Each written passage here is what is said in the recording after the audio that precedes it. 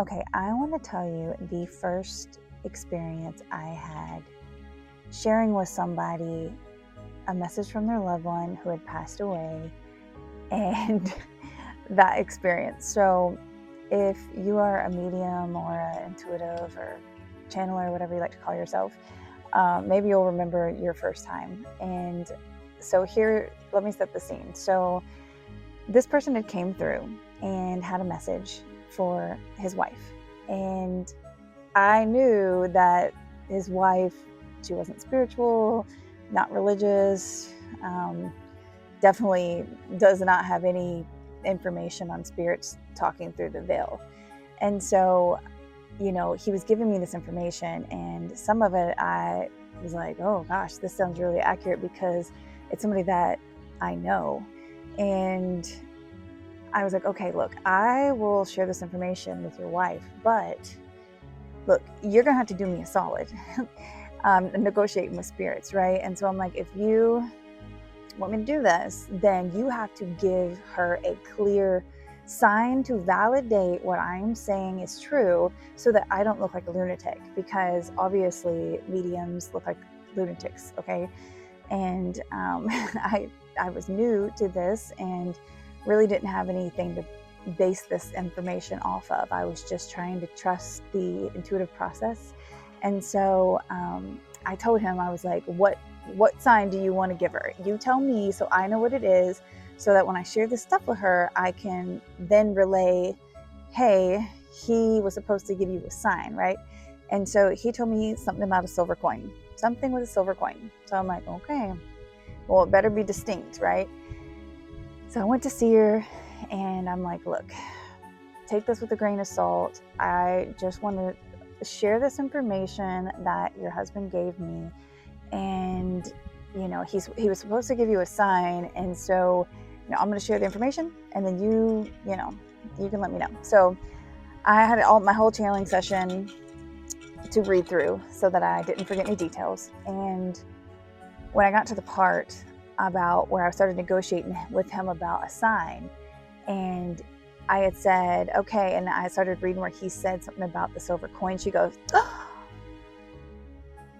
And I mean, I about jumped off the couch because I didn't know what was wrong. And I was like, what? And she was like, oh my gosh. So she was like, you're not going to believe this.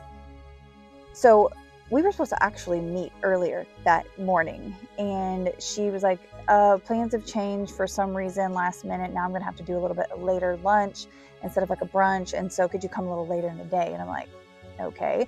But in my mind, I was like, well, maybe her husband needed more time to do the sign, right? And so, plus I was like, dude, you better not make me look like an idiot.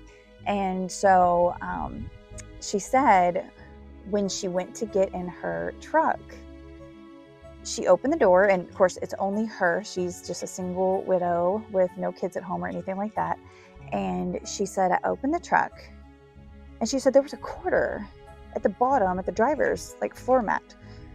And she said, I looked at it like, where did that come from? And she was like kind of just taken back, and it's like, that's so weird because I didn't have any change. I'm the only one that drives this truck. That's weird. So she was like, I just left it there because I was still in my back of my head like, who put the quarter there? That is so weird. To where I think she was kind of like, oh my God, is there somebody, did somebody try to get in my truck, or was somebody in my truck that I didn't know about? And so obviously, if you're still here, you know where I'm getting at. So that's what her husband did. He placed the coin in the driver's seat on the floor mat. And it was just one coin, and it was heads up, which is so cute. He was giving her a heads up with the silver coin, a quarter, and it caught her off guard, and she knew without a shadow of a doubt. And so when I read that part of my channeling session to her, she just felt it. She felt flooded with just the chills and the energy. And we both actually started crying because I'm like, oh, thank God he did me a solid, because I was going to be so mad. Because sometimes spirits, usually they're pretty good. if you know you have a good relationship with them, and you set the good boundaries, and you make sure you're working with the whole soul and not like a fragment. Because let me tell you, sometimes when fragment souls, they'll be tricking you and giving you partial information. It's annoying, but that was so fun, and so that gave me a little like validation for myself, because you know this information is just coming out of nowhere, right? And so that was pretty cool. But anyway, I just wanted to share that because I thought it was fun. And you know, I've been doing a lot of heavy stuff here lately with all these missing person cases and stuff, and I needed a little lighter topic for a little bit. I can maybe get back into doing some of that and helping people, but yeah, that was fun. So I might share another story with you. If I do, I'll film it next.